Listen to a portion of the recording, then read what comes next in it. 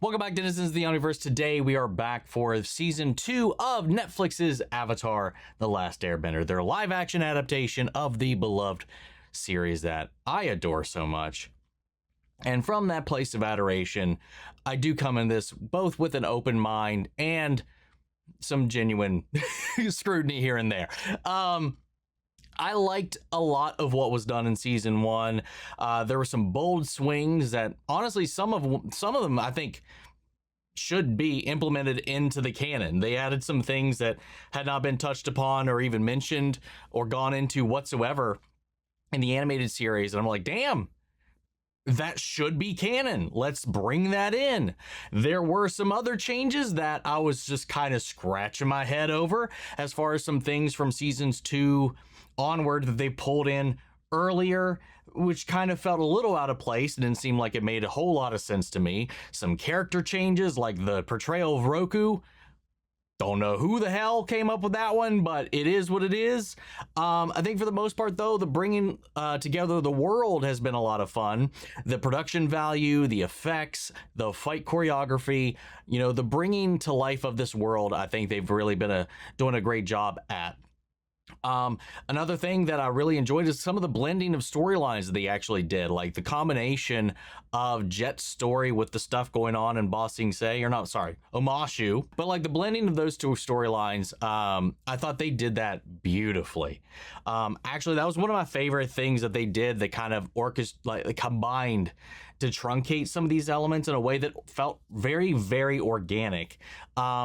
And I liked a lot of the cast. I think the casting's been great. I think they've done a great job. I think some of the issues that I've had with maybe some of the performances have more been so with the directing or the dialogue itself, which can be a little iffy here and there. But for the most part, I think it's been a lot of fun. Also, check out my interview with Paul Seung Lee, who is our live-action Uncle Iroh in this as well, because I know he's watched my reactions to season 1.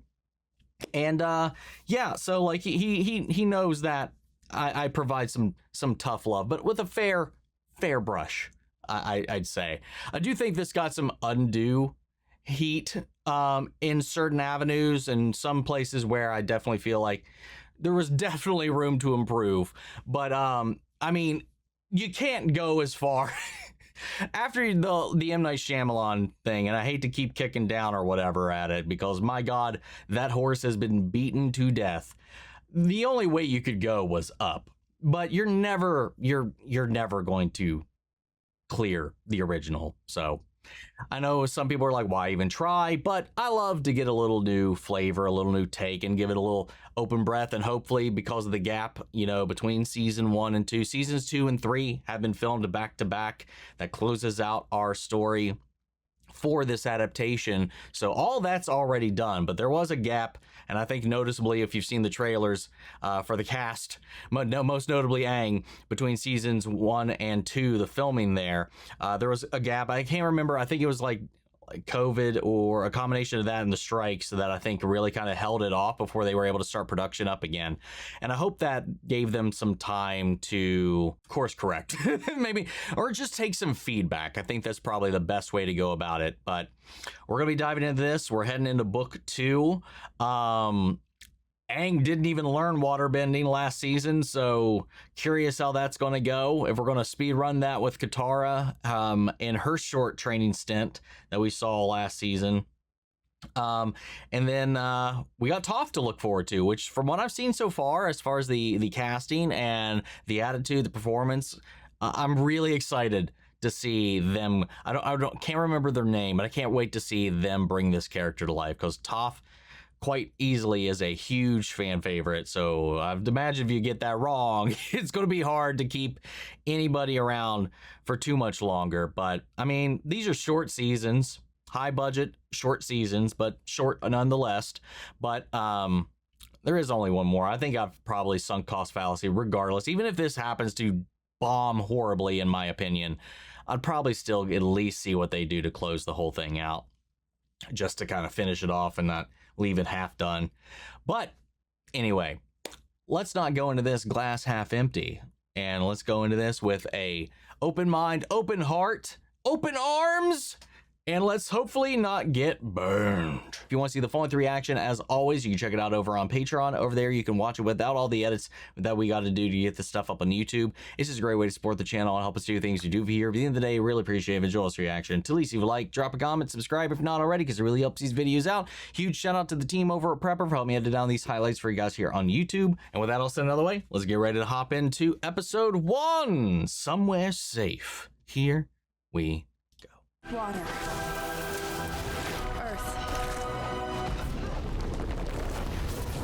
Fire. God, it looks so good.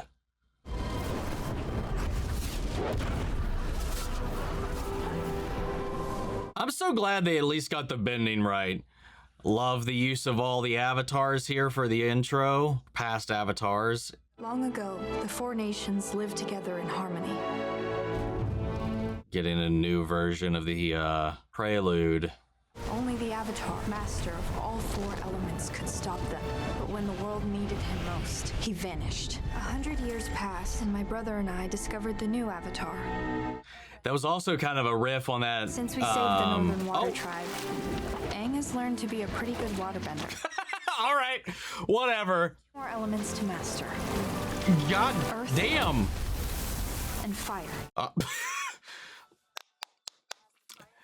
So how much time has passed since the end of last season? Because I know they expanded the Comet timeline to years instead of months. Aang can save the world. Which, again, allows them to explain the growth spurts as well in universe. Because I think if I remember right, they were like, we have 3 years or something like that until the Comet returns. Or was that the fucking movie? Now I'm mixing things up. I can't remember what they said in this. Either way, I do think that they did extend the timeline in this. Feel free to correct me if I'm wrong. They will probably recant that at some point to like just restate that along with the intro and the setup and the premise and all that again to give us some kind of idea. But some time has passed, clearly, from seasons 1 to 2. I don't know why I said seasons. Season 1 to 2. And Katara has become his master, as you know she is in the show, to be fair, but he learned, from what I can recall, 0 water bending at the Water Tribe. But they've kind of done a massive time skip, and she's been tutoring him along that point herself, so that she got that focus, come master Katara, and then boom. All right, one problem fixed and out of the way. Let's go.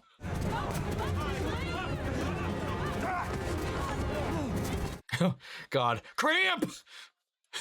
Kyoshi warriors coming to get us out of here. No one is coming to save us. Would have been faster to burn. Jesus.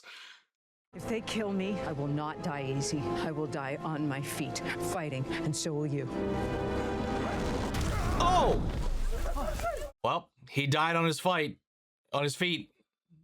Fighting, I guess. Oh, you hear that? Big boys coming in hot. Nice, that was cool. Snuff out his flame with the arrival of the Avatar. Thank goodness for these puddles as well, giving us some variety in our ability to combat these fuckers. Right to it. Okay. Still not perfect, even though we saw him doing the water tornado. Just a little course correction goes a long way. That poor dude. That poor dude was like, why'd we even run? We should have just stayed. It would have been so much better. And meanwhile, he was like literally not even 3 minutes from being saved. And he didn't even make it that far. Maybe he's okay. Maybe he just got burned real hard. Otherwise, he looked kind of dead. I mean, that would just suck, dude.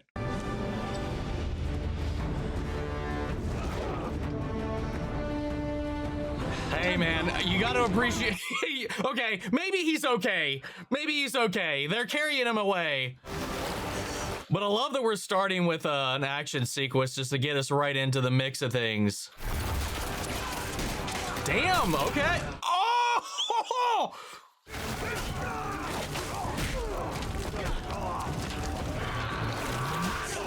That's another thing I do appreciate about the show is they allow it some, I don't want to say, oh yeah, maturity, I guess. Like,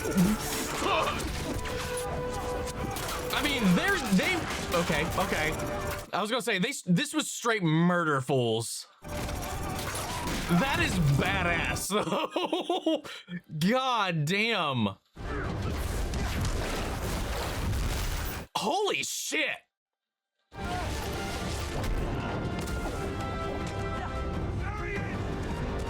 But some grit. The live action allows them to give this show some grit that I think M. Night was a little afraid to dabble into, or maybe the studio more so was, because we know they. Oh, hell yeah! Fuck them up! Oh, sick! Did he plan on that? I don't think he did. Damn, we got an early reunion with Suki too. Lose something? Yeah. Well done. I lost track of my many victories. Aw, cute. I liked their episode a lot too in this. Different, but I liked the dynamic they built up with it. It's probably one of my favorite things too, in addition to the lore about Zuko's crew from the previous season. All right, he's alive. Do you want to help me heal him? You'll have to learn it eventually. Interesting. We've never seen Aang use waterbending to heal, because by the implications we got from Baku is like not everybody can do it. Not every waterbender can do it. But it's interesting that he didn't even want to attempt it. Maybe just because of the seriousness of the situation at hand, but looked like he got out of there. That would have been terrible, though, if he died just before they got there. Get lots of rest, okay? Not until this war's over. There we go. He's got some revitalized hope. Ah, that actually moved me a little bit. That 180 that I had just from simply them being there. It really has been a long time. It sure has. You How shut long? up like a bamboo sprout. Oh, they're just straight up acknowledging it. Damn! No. I mean, you can't really ignore it. Nice job out there. No way. It's close. Rude. So rude. I can't tell you what it means to see you. Oh, cute. All of you. I'm gonna rescue my earthbending teacher. Do you know where they're holding Boomy? Oh, going straight there. I need to learn earthbending, and I'm gonna get my friend. Boomy was also one that got recharacterized in a way that I wasn't. That's cool. Also, I can't not get like. For a second, I thought that was like the location. Somewhere safe. But no, sorry. I got distracted. That was the episode title, duh, obviously. But I can't help but not get an emotional, like, yo, ooh. Swell anytime I hear the actual music from the show. But yeah, Boomy is another character that I was like, what are we doing here?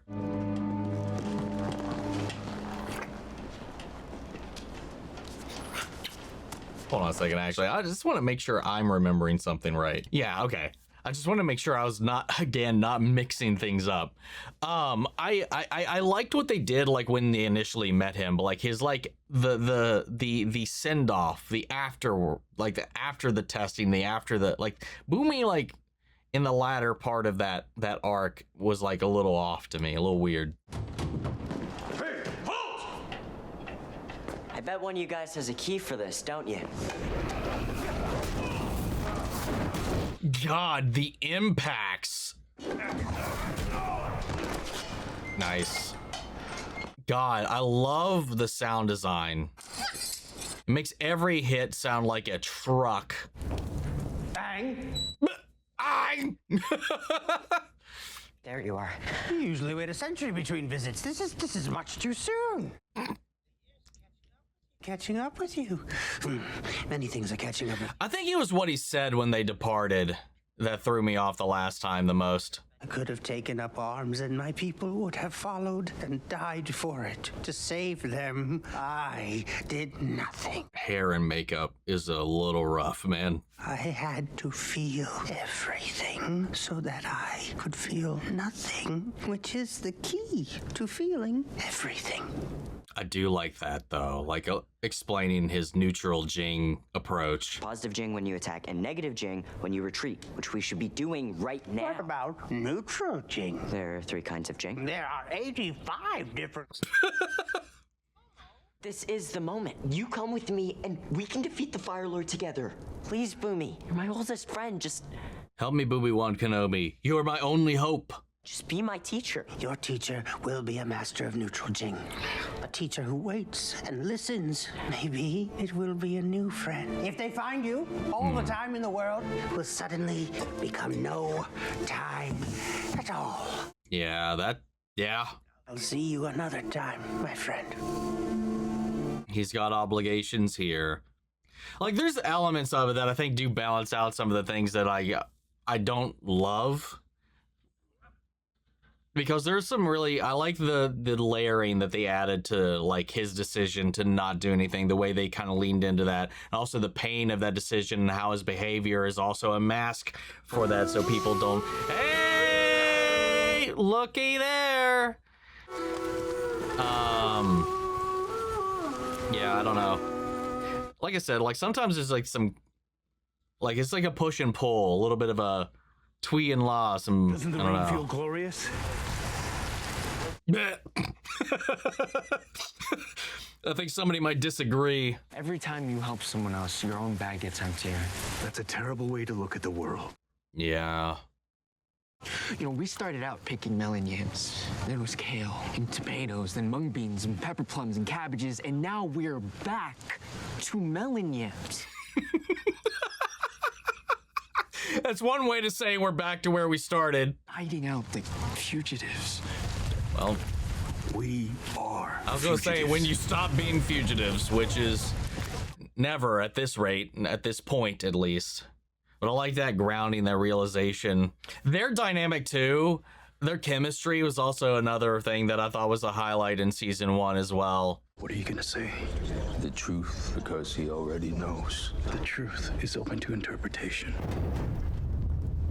No. It shouldn't be. What is the status of our holdings in the Earth Kingdom? Skirmishes continue. Skirmishes. Losses, my exalted Fire Lord. Pretty language. Pretty enough. Ah, the twins. You are relieved of your command, as are you, Admiral Kaga. And that is not open to interpretation. Oh, shit. Is he listening? Princess Azula, the family has always been blessed by the wisdom of its second children. The floor is yours. What a way to stroke himself there. We will be in a position of heavy artillery from our ships at sea over land to their very doorstep. Next, we take the Earth Kingdom by ripping out its heart. That's how they get the drill all the way that deep into the Earth Kingdom. Ba Sing Se will fall. Even the Dragon of the West fails. Does no one read history anymore? Our last siege of Ba Sing Se, No one needs your commentary, ladies. That's my job. drawing attention through drill tanks and war balloons. Then we strike from beneath. My earthbending prisoners will tunnel under the walls and Oh, that's new. ravage the city from the inside out. I mean, that would work. Distract them with the assault from the outside like Iroh did before. You're like, oh, they're doing it again. But dig under with their own forces. I await only your consent to begin. It is as solid a strategy as I myself could have planned. At your age. Is there a but? Okay, never mind. Okay, I thought there was going to be an underhanded, like, rebuttal there for a second, but no. Under the direction of a talented, decorated prodigy, General Tran. Oh? Thank you, Fire Lord Ozai. I will do my utmost There it to repay is. the trust you have bestowed upon me tenfold. Wow. What a dick. You want to fight, to conquer. But for you, I have a special mission. Well, Father, you gave Ba Sing Se to Tran, and I can't conquer Umashu twice, so what is it you desire? Your brother. Zuko is dead. Zuko is alive and hiding out in a far-flung corner of the Earth Kingdom. How the fuck does he know that? And why do they think he's dead? What am I forgetting? And do what? Bring him home. It's time to get our family in order. Interesting.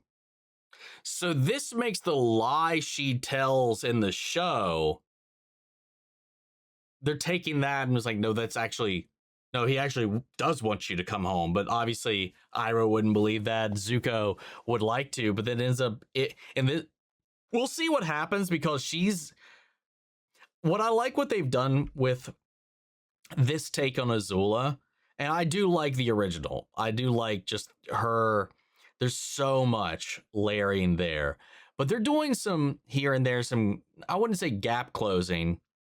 They're doing something very different in the way that they are building up her psychology, her need to please, her hunger for his attention, his approval, his favor, his abuse, physical and psychological towards her, about grooming her to want that, to cave. It's almost keeping the carrot always away from her so that she keeps fucking going farther and farther and harder and harder. And the way that just kind of like, she's like, what more can I even do? And now it's coming back to Zuko again, no matter how much she works hard, whatever. I don't know. It's just this different kind of messed up psychological manipulation. And it makes, well, I think like, especially towards the end with Azula, it makes it so easy to sympathize with her towards the end, but it takes a while to get there. I think from the, like them building it this way, I think makes it so much easier at the start, the onset, to have some sympathy and understanding for her earlier on. And I think maybe for general audiences, I think that might help with all of the complications that come with that. But it's just an interesting decision to highlight it in this way and to do this, like knowing the version that occurs when she does this mission and goes out there to retrieve Zuko. It's played as a lie in the animated series, but here right now we're setting that up as a truth. And I'm wondering if this is going to set up for something that she does that changes that as well, to make a defining factor for herself and her own ambitions versus what her father wants. Curious. I serve at the pleasure of the Fire Lord. That immediate drop. Your plan is perfect. I will devote myself to it. Flattery is the mud in which politicians wallow. I thought you were a soldier. What a bar. Only in the foulest mud can the perfect Crimson Lotus grow. Crimson. What? Do you know what they're calling you? I don't pay attention to court gossip. The Bane of Omashu. There's no Dragon of the West. Please understand me. But it is a pretty hard name. Every conquest will serve to glorify you. Don't you mean glorify the Fire Lord? As I said, every victory in your name, the Fire Lord. Yeah. Well played. Implying her rise to the crown. You are dismissed. His devotion to her. I wonder if Ozai knew that as another way of like attempting to disrupt the balance of power within his own house. I don't know. Interesting. Showing he's more loyal to her than to Ozai. I was supposed to get 4 coins. Yesterday it was 3. Today it's 2. 4 for the day, minus 1 for rent, 1 for the broken handle. For rent, I don't sleep inside. I sleep like an animal. Don't matter where you sleep. Now move along. Jeez. What kind of a prince sweats all day for pennies? A wise prince. A prince who understands the value of hard work. Yeah. Who respects the struggle of his people because he is shared in those struggles. Very true. They're beneath me. No. This whole place is beneath me.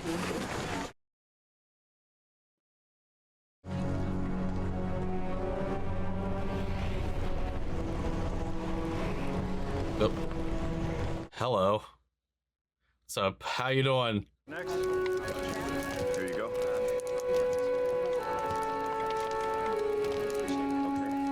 It's Teo, right? Yeah. I've never seen anything like it. It's a painted lady. I just had to say a little prayer. Interesting. My mother told me that these flowers would grow wherever the painted lady touched the earth. Huh. Who's a painted lady? She's the river spirit. These flowers grew like a perfumed blanket. One day they all withered, and my mom understood the sign. And a week later, the Fire Nation burned our village to the ground. Ugh. And the painted lady warned us, and paying attention saved our family. Oh. What an interesting little expansion to that. I wonder if that is another thing that could potentially be true in the reverse in... It's a blessing. A sign. Because we only ever heard about or saw the painted lady at the, that lake city with the polluted water. But the pollution, the destruction, the waste of the Fire Nation plants kept her spirit from having any hold in the world. Oh! Hi, stranger. Hi. Peach pear? No, I couldn't. There's a limited amount of food and a lot of people. It's my peach pear from my rations. You should eat it. You're being very rude about my peach pear. No, I love your peach. How many times have you threatened to eat Momo? Well, that's just a... That's really good idea. He looks delicious. Well, glad we're on the same page. Let's eat Momo. Sadly. Eat her pear. This is so suggestive. Really good. I told you. They're so cute. Thinking something about us being together. Like while we're on the road? Yeah, I was thinking while we're together, why not just be together? Are you picking up what she's laying down here, Sokka? Oh, Aang's back. I should go. God. Oh, God. Oh, that hurts. That hurts. Oh. Damn, she could not have been any more forward about it either, too. God. We need to move now. I scouted the southern shore and it's overrun. That was our only path to get everyone to safety. If they're blocking the southern shore, then there's only one way left to go. Okay, Serpent's Pass then? That's what this looks like. Abandon all hope. Yeah, wow, Well, interesting. That's not a good sign. So like forced to go this route. down. Oh shit, that's the secret tunnel guy from last season too, I think. I just noticed him. I think it, maybe, again, it's been a minute. Show off. Interesting, so we're doing this without doing the sandbenders and the Appa thing, and then Aang being hopeless while going across this and then learning, okay. Everyone, stay together. Fire Nation's on our heels. Hey, the path winds like a snake. I bet that's why they call it Serpent's Pass.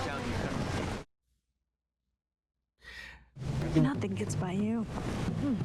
That's such a weird way to name drop it when you feel like, oh, that leaves just one way. The Serpent's Pass. Boom. And show it. The dread and the hope. You know. What was that? What was that?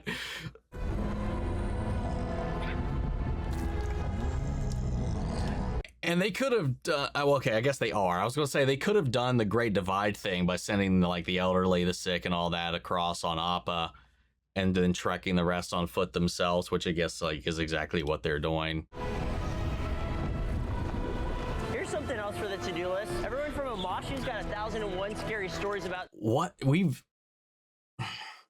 I'm just like, I don't know. I'm trying so hard to like disconnect my brain from like the story I know and just let this breathe. But I'm just like also dissecting in my head, why'd we make this change? Like we've reunited with Suki. We've reunited the group together. We jumped ahead. We did the Boomy and Amashu thing. We also kind of skipped over Azula assembling her team because they've already been assembled. They're just with her in the Fire Nation, hanging out with they're her friends already. She didn't have to go collect them. And then this is happening. I can't imagine. I can't imagine we'll skip the library. There's no way, right? Because this would have happened after the library, right? Hold up. After say skip, Two Lovers, Amashu, Swamp, Avatar Day, Blind Bandit, Zuko Alone, The Chase, Bitter Work, the library, the desert, the Serpent's Pass. Yeah. All right. Do you think Blue Fire's cold? No, it's very hot. It's so hot it went all the way around the rainbow and started over again. That's not how that works. But that's a good way to phrase it, I guess. Like, that does make it sound more intimidating, if not accurate at all. It's so hot it went around the bend and came back around.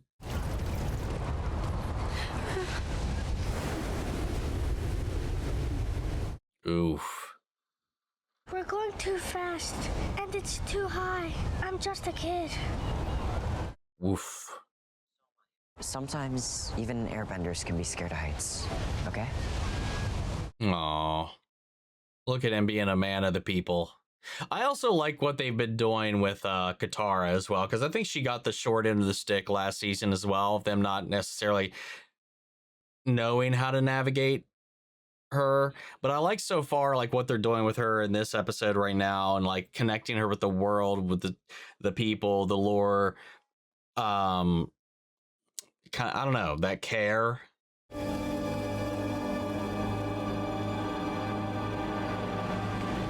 The Battle of the Serpent's Pass. How are we supposed to get through this? Aang and I are both waterbenders, Sokka. Yeah, but we need an earthbender to bring the path up out of the... Oh, I knew he'd get there. This looks pretty deep. It's gonna take both of us. You ready? If I'm not, we know who to blame.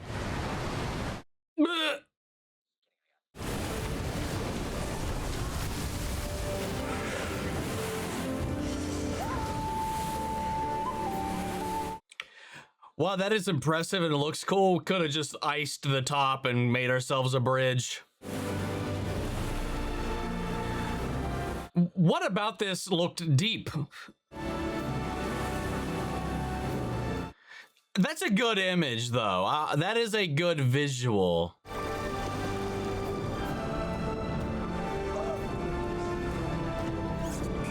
God forbid, though, the serpent shows up. That's cool. That's gorgeous. I would be shitting myself right now, though.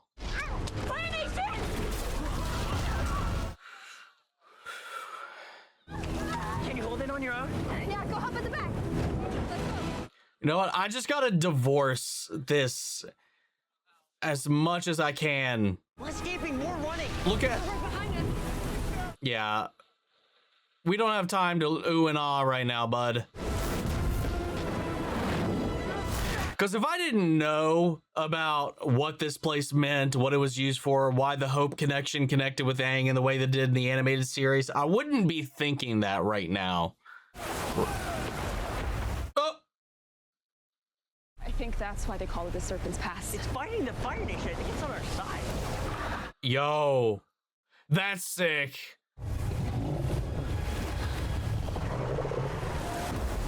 Why? Why'd you have to jinx this, Sokka? But also, what did they do to aggro it? Go help the others. I got this. Come on. Come on, everybody. They didn't do anything to aggro it! Yes to the rush, no to the Avatar state. Yeah, we also skipped the generals forcing him into the Avatar state, trying to turn him into a human weapon. Which is fine. Aang used water pulse. It wasn't very effective. Okay, this is pretty fucking gnarly. This is cool. Also, the dragon, the sea serpent looks fucking really good. He looks so tiny up there next to that great big giant beast. Oh no, he's gonna eat him. Follow me. What? Sokka, come on.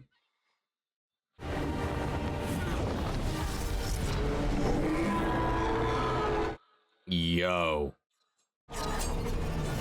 That looks so good. And that should have done fuck all nothing to this thing. I mean, it would have pricked, but It was a mild inconvenience, right? There's no way. Okay, yeah. Boss battle time. The fucking bar pops up at the bottom of the screen.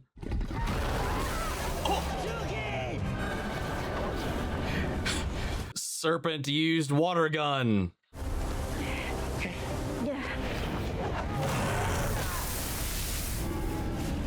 God, we're having such an extended kaiju battle over here, bud. There's no way that's safe.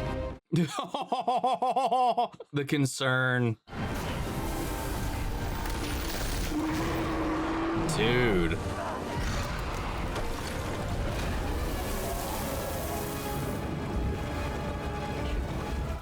Dude, they got the movements down so good, so well in this series with the bending movements and everything, and making it feel like connected to them.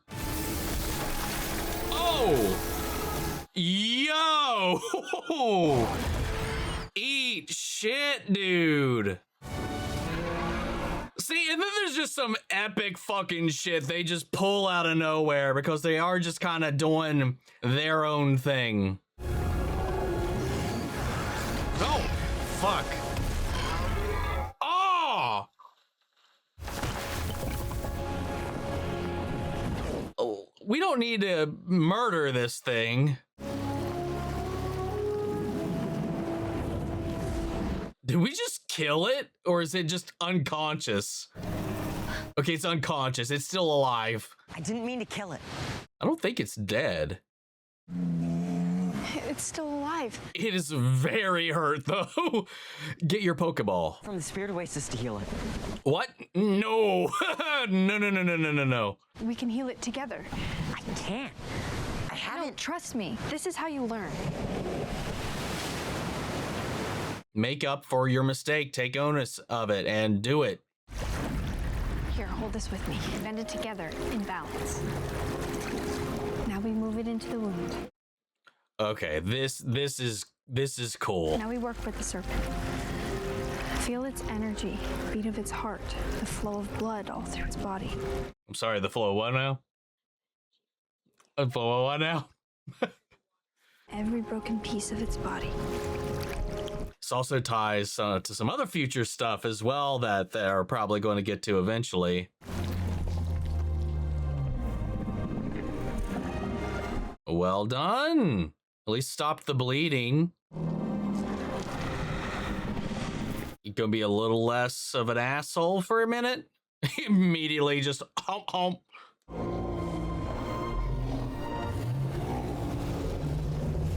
I like that. A little like spiritual lesson on the healing component, as well as a lot of other tertiary components to waterbending.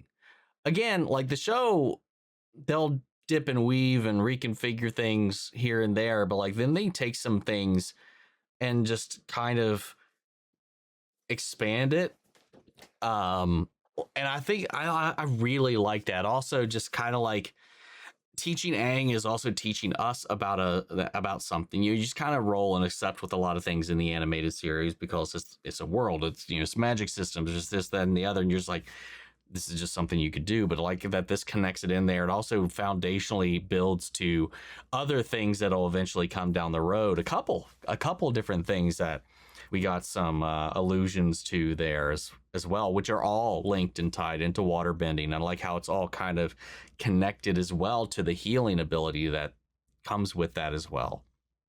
It's actually a really cool way to bring that in there, and also kind of connecting Aang to the world to balance to himself, his confidence, and then his position in a way that we haven't seen. The way you all fought to defend us, it made me see that I wasn't dumb for believing the Avatar, for having hope that any one person can make a difference. You know, if you're finished teaching Aang, we could use someone like you. Join the Kyoshi Warriors. Is that even possible? I'm a waterbender. So is Kyoshi. Yeah. Just a thought. Yeah. That'd be an interesting path to take. Oh, Painted ladies. I also like this too. Broadening the painted lady lore and then connecting it to this too, and this through line for Katara. Avatar Kirk tried to warn me, but I let it happen anyway. It's hard to explain. Okay, well, I'm here if you want to try. No.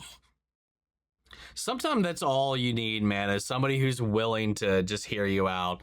Like even when you don't have the words or whatever, if you're just like, you don't think it's gonna like impact somebody or whatever, like, I don't know, if you're just not ready, or I don't know, like, not ready is probably not the right way to say it either. Just somebody just be like, hey, it might be hard to understand. I don't know if I can explain it. And just be like, just, you know, try. I'll listen, you know, just having somebody be in your corner like that is such a powerful fucking thing. And I like what they've been doing too so far in like these really small ways, is building out the group dynamic.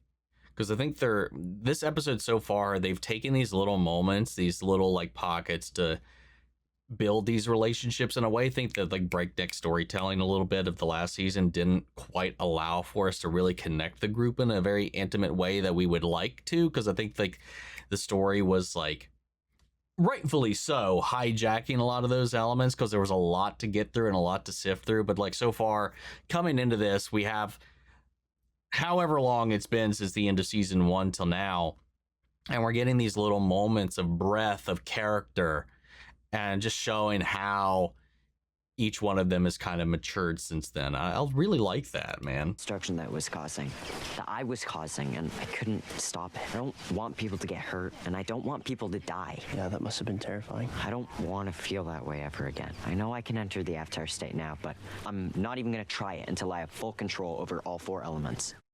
Fair. Thank you, Sokka. That was such a good moment. If you ever want to talk about the North, like what happened with UA. Yeah. Thanks. I'm just busy with the list. I get it, man. You can't always take your own advice. Oh, he's just not there yet. In his own time. Hey, this is my line. What do you think you're doing? Take it easy, kid. There's a bunch of unpicked lines in the East Field. Go pick there. And lose half an hour walking? Walk faster. The fuck is your deal? That's enough. We get it. You're both very scary guys. Hey, Mushi, get your son in line. I like how they kept the Mushi. Hey, nice moves before with the serpent. Okay, thanks. What? What do you want? Why are you being nice? Take a seat, sis. Oh, waterbend way into that. Oh. Wow. What a dick. I can't wait to hear what you have to say. This is not good news. In fact, what I'm about to tell you is something dangerous, and it could swing not just the war, but the fate of our entire world in the Fire Nation's favor. That's not good. It was an imperfect picture, since the smog blotted out the stars. But now, out here, I can see more clearly, and I believe I've put it all together. Here, look. Oh, is he gonna put together their timetable? Maybe? Is it going to be the comet? That is the Great Comet. Now, in the Fire Nation, they call that Sozin's Comet, because... Because last time, Fire Lord Sozin used it to kill every airbender in the world. Yep. Will increase the power of every firebender 100-fold. This will be catastrophic. How long until it gets here? I'm not sure. A few months, a year, maybe. Equipment to make some more precise observations. Gives us our crunch for our back-to-back seasons that were filmed together. That's good. Change of plans. We're going to Boston to stay with all the refugees. We're going to bring Sai to the Earth King to tell him about the comet, and the Earth King's armies will be able to help us. Damn. Nice. Everyone should get some rest, gather strength, and tomorrow we'll put one foot in front of the other. We got a long way to go before this is all over. Thank you for all your work, Sai. I'll also say that everybody is like slipped into these characters way better too. Like I'm really enjoying a lot of the performances through the entire cast at this point. Like I said before, I don't know if it was the direction, the dialogue, or something like that. There was a lot of times where I was in season 1 where things felt like they were still trying to find their groove or their character. The interactions, the dialogue, the chemistry, the reads themselves feel way more organic at this point. I would like nothing better than to get more acquainted with you. Well, look at there. Teo needs a stepmom. Seeing the world heal and connect like that, that's also a cool little touch. Building its people, building them up. Hi. Okay. You gonna talk about it? Did you tell the other Kyosha warriors yet? Not yet. You know, the end of the world being around the corner, you might have some a little bit of a nudge to talk about something. Just stay here with you for a second. Of course. Oh.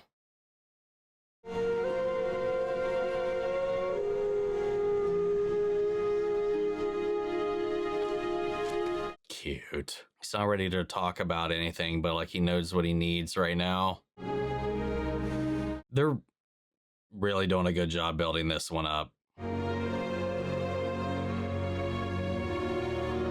It gives me the fuzzies, man. That was really sweet. It goes back to his little moment with Aang too, man. Like he might not be ready to talk about everything that he's been through. He might not be able to put it into words, you know, in the way that he also tried to coach Aang through it by being that person for him. And, you know, we got, obviously any one of them would be that person for him, but he's got to be able to put those words out there. But I think this is a nice little step. And I think he got a little bit of that nudge from the doomsaying that was coming from the revelation about the comet to go up there and have this little moment, because she's put most of her, without straight up spelling it all out, put her cards out there on the table, and they, you know, but he's got to find his way there. And I like this little moment without going too far into it, whatever. He's just like, can I just be here? And sometimes just being there for somebody, you don't have to talk everything through. You don't have to, you know, get the details out of them. That, you know, some people aren't ready for that. Some people don't even know what they're feeling. And sometimes it's good to just be there. You don't have to say anything. You don't have to feel like there's anything you have to do. Some people just need presence, support. And that little moment between them, like looking off like that, I think that's just like, that's another really important foundational thing to kind of have, especially when you just need support of some kind, you know. I don't know what I'm trying to say at that point, but like, you know, and then, you know, no words, just silent, and he just reaches out. He needs that connection, the hand, and just someone to ground him for a moment as he's feeling like fluttering away. Katara? Hey.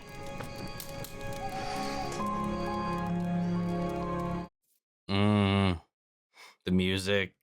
Nothing. Yeah. Good night. Good night. Damn. Cold feet. I heard she rescued you from the circus. I'm so rescued. I know you used to have a crush on Zuko. Tell me, how deep do your feelings run? You mean if you were both drowning, who would I save? Zuko, obviously. I've known you long enough to know you don't need saving. Well played. That sounds like logic and not feelings. Ty Lee, I want you to kill May. What? May, I want you to kill Ty Lee. What? They keep misspelling her name in the subtitles. I expect one of you to be dead. What a little psycho.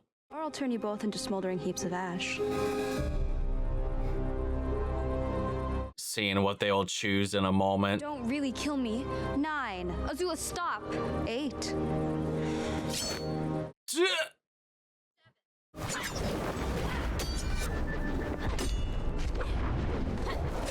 Yeah. Oh, shit. She actually went for blood. We don't have to do this. You know that we do. 3. Fine. 2. Enough. Draw? It looked like a draw to me. Thank you. I knew I could trust you both, but I needed to know you could go all the way for me. Why would you need that? Because I have a plan to find Zuko. A way to bring Zuko to us. We're going after the Avatar.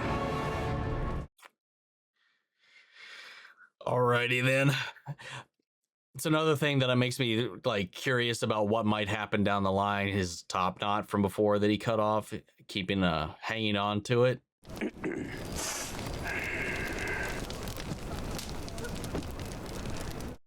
And that slow-mo I don't think it served the fight the way they had hoped, but once they stopped that, the choreo was pretty solid. I've accepted our circumstances.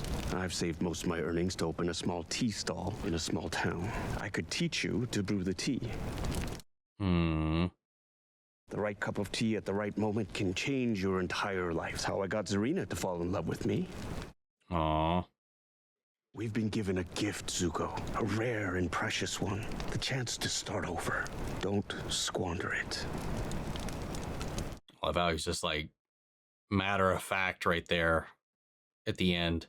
Your smiles, the little jokes, the affection you give to these sod-busting peons who would despise you. Living is a choice. I choose to be happy, to try and spread joy. Because he knows what that's like to be on the other end of it, of taking that away, of losing it himself. You don't deserve joy. All of this is your fault. The fuck? Everything that has happened to me. My fault? What? You were meant to be Fire Lord, not my father.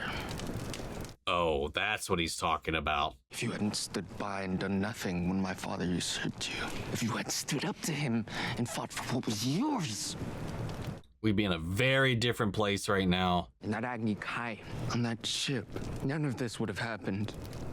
He's not wrong, but... Because of your weakness, because your moment was there and you didn't fight. It's not what he wanted, man. Liu Ten died. Yeah. What would he think of you if he could see you now? Wow. Fuck. God. That's probably the most fucked up shit Zuko and any version's ever said to Iroh, man. I'm gonna go find the Avatar. And then I'm gonna go home.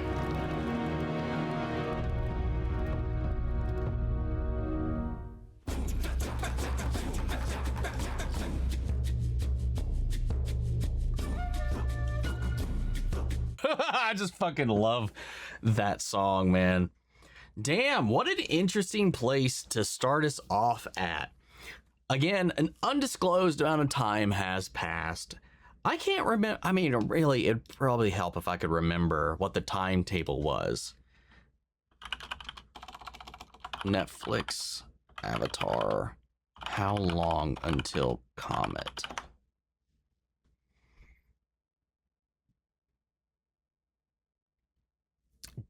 It didn't give an exact one, so we just got an undisclosed time jump from season 1 to 2, and now we have our timetable, which again, you know, the benefit of filming seasons 2 and 3 back to back allows them to at least kind of lay out a realistic runway for themselves. And I like the way they kind of did that. I also like the way that they caught us up with everybody. I like the intro segment as well with the fleeing civilians and the hope being brought to the world with them landing in and being these saviors in this last-ditch desperate moment there.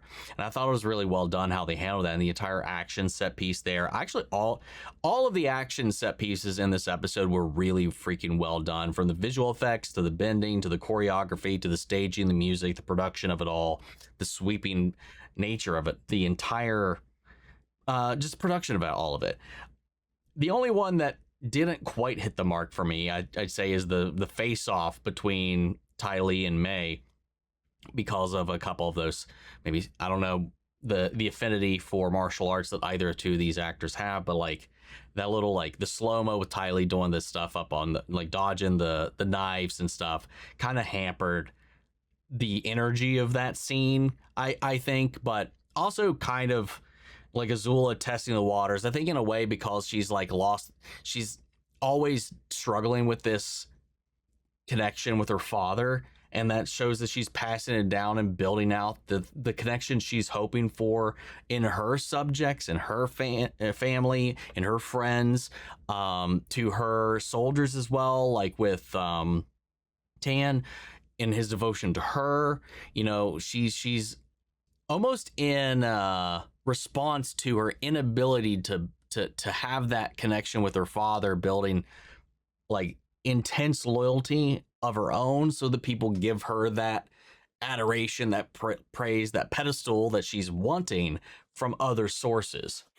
She's like, if we're going to go after this, I need to make sure you two can trust me, because I know how shaky you could be. I know how shaky things might get. You know, you just said that you would save Zuko over me if you were drowning. So if push came to shove and May is coming after me. Ty Lee, are you going to take her out? You know, how devoted to our mission to me are you? So preemptively setting the stage for them to go at each other. And like, had she not stopped, they did both have a knife at each other's throat, ending that in a draw. Really interesting way to kind of frame this right now, because it also goes to shows how much they're afraid of each other in relation to their own connection with themselves, and how that may or may not be leveraged later down the line. You know, we checked in on Amashu after they've already conquered it. We've probably moved the desert, the library. Not sure if we're even going to do the Appa thing or not. We went straight to the Serpent's Pass. We reunited with Suki, as we would have done there on our way to that point. We had a lot of these really great character moments as well. You know, Aang's apprehension of the Avatar state as a result of what happened when the water spirit took him over, in its rage, and made him a vehicle for its terror, its power. And as opposed to him being like him feeling that, as opposed to enacting in himself, is an interesting way to instill that fear of the Avatar state in him. In a way that I think it feels pretty organic. And just the little character moments, like all the moments with Suki and Sokka, I really liked, especially with all that and how close Sokka can be and how much of a support pillar he can be for everybody else, but he's still struggling with his own issues. He's avoiding the UA thing. Suki knows something's up, and of course he's not ready to like let that out yet, even though everybody else is there. I like the way they're really kind of doing a lot of this very complicated character work, with the way that everybody's kind of dealing with their struggles, their fears, their insecurities, their doubts, whether about themselves, their status, or situation. I like the way that they're really kind of navigating all of that. Also, this whole thing with Katara teaching Aang to waterbend, or to heal, and the implications of that, the sprinkling of lore with like the Painted Lady and instilling that in the wider scale region as well. Because I mean, we didn't even learn about the Painted Lady until we were in the Fire Nation, which makes this interesting, is that its reach as a deity or spirit reaches well beyond those lands.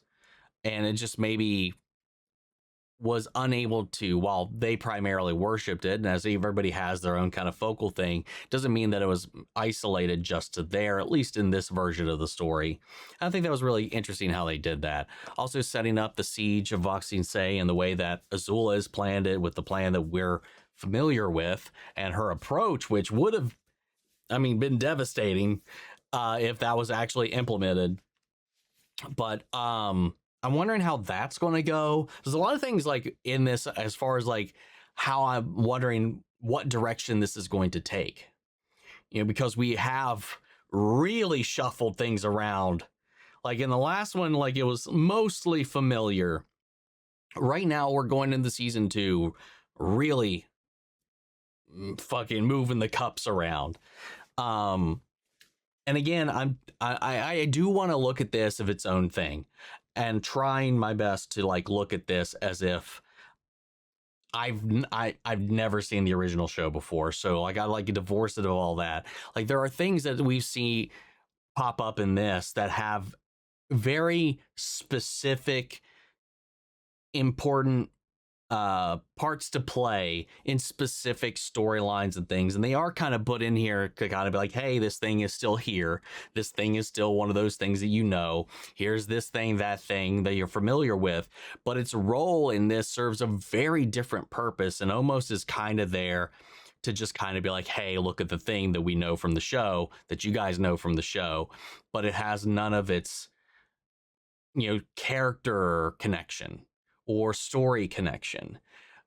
It's a place that we have to traverse, and in the way that and I mean, realistically, divorcing all the other things away from that storyline in the animated series, had some of those events not transpired and they had to travel a certain path, serpents or otherwise, I mean, it doesn't mean that every time you cross the serpent's path you have to have this existential dread and hope-filled like battle with yourself about everything you're going through in your life. But like, I don't know. It is interesting how they chose to kind of like include it while circumventing its story purpose in the animation completely. But in that context, again, without knowing that, I wouldn't have any of that frame of reference. And it was still a really cool sequence, being pressured into the Serpent's Pass because the Fire Nation is, you know, it's just, you know, what's the word? Tightening its grip on this region of the Earth Kingdom as they are encroaching deeper and deeper into those lands, and they're basically being funneled into this point where that's the, you know, if they're trying to get to Ba Sing Se, that's going to be their only outlet. So there are a lot of cool things that they're doing to kind of weave us into that. And I think that was, you know, again, it's one of those things where it's just like, well, like this way a little bit more, well, you know, a lot bit more, because there's a lot more to it that it serves as a role, but as a set piece, it was still pretty sick. And at the end of the day, some of that's how it boils down with this as well. You know, the Boomy thing and the neutral Jing and all of that, I think they did. Again, I'm not like in love with this version of Boomy because there's a lot of that charm that I think is lost in the transition to live action. I think they have kind of, I think it's like lost. They've felt a need to kind of like lean into the seriousness of the war effort and all this. So some of that doesn't always work, but I think like the whole idea and pain of him choosing nothing is an interesting direction to go, because it does lean itself into that, but also choosing that he didn't just do it willy-nilly. And of course he didn't, but it like shows that he carries that weight and that pain around, knowing that his people think he betrayed them, know that he's doing this to save them, and that it is allowing the Fire Nation to destroy these things and to oppress, but that it's for the better end, as long as he can wait and be patient and do his moment and not act out of emotion and rashly that may inadvertently bring more damage here. He's got a role to play. He's the king of Mashu.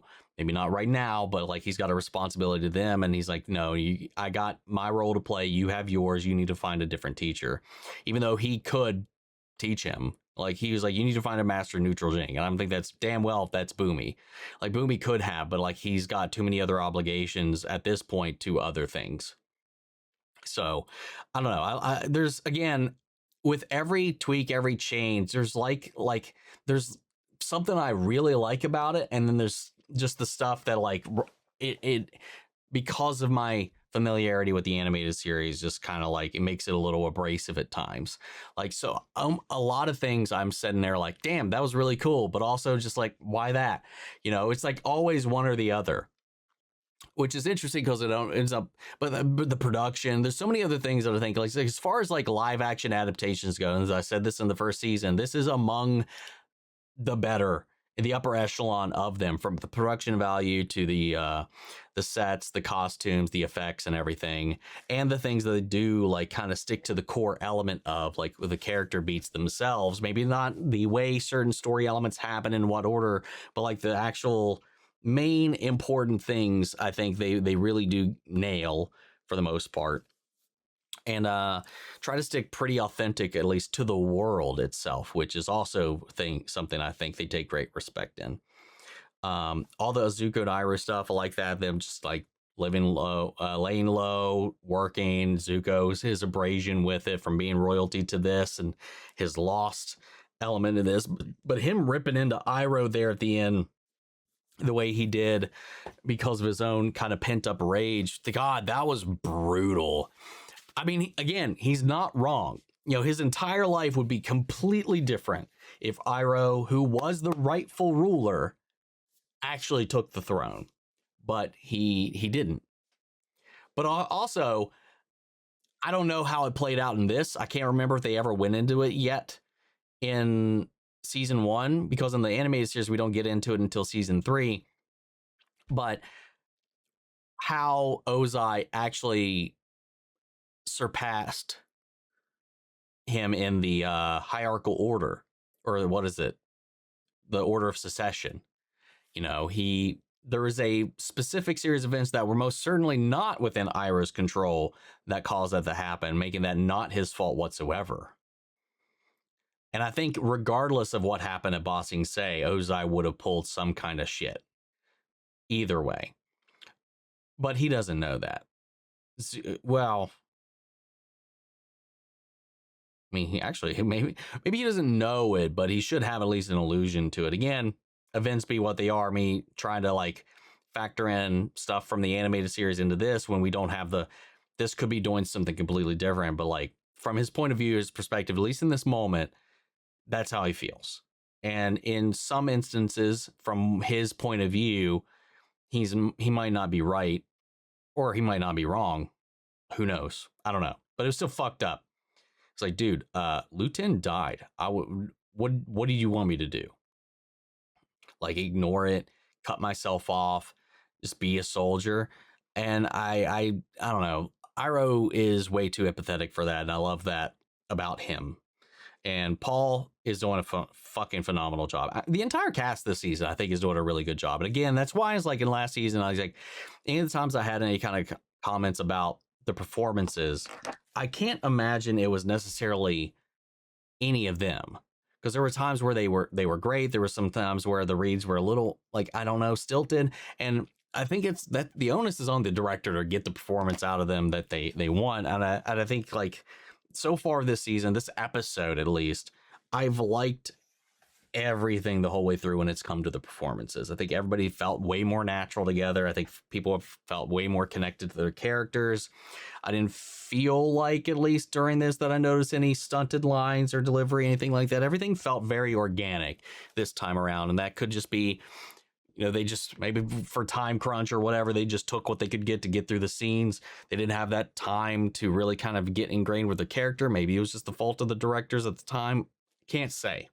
Season 1, season 2, season 2. And so far in season 2, I feel like they are way more rooted in their characters. And I felt that chemistry and that connection way more strongly this time around. Again, because of where we're starting, I have no idea how we're going to take this dance through the rest of the story.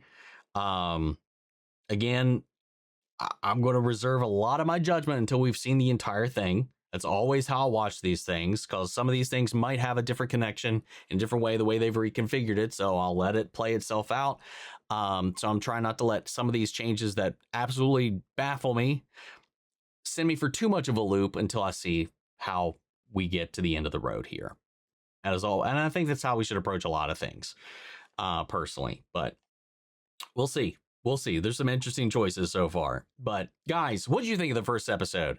Sound off the comments. Let me know your thoughts down below. We'll carry the conversation after the video. Hope you enjoyed the reaction. If it did, leave a like, drop a comment, subscribe if you're not already. Remember, if you want to see the full length reaction, as always, you can check it out over on Patreon. And speaking before we go, I want to shout out Lila Chen Sun, Kiana Chanel, McGreg, Angela Burr, Calvin Burley, CP Bastard, Theodore Wolf, Thailand, Denise Mauricio, and The Honk. Thank you guys so much for becoming saviors of the channel, helping sponsor and support the rescues. That would take care of here at the office. You guys have been a tremendous help with all that. And as always, huge shout out to all of our channel legends. You guys and the patrons allow us to do so much of what we do over here. Without you guys, we would not be able to keep up with all this content. You help us get help with the editing, get help with the copyright claims, all that jazz, so we can keep bringing this stuff to you guys here on YouTube as much as we can, because without y'all, we wouldn't be here. But that's this video, guys, and I'll see you all in the next one. Take care, everybody.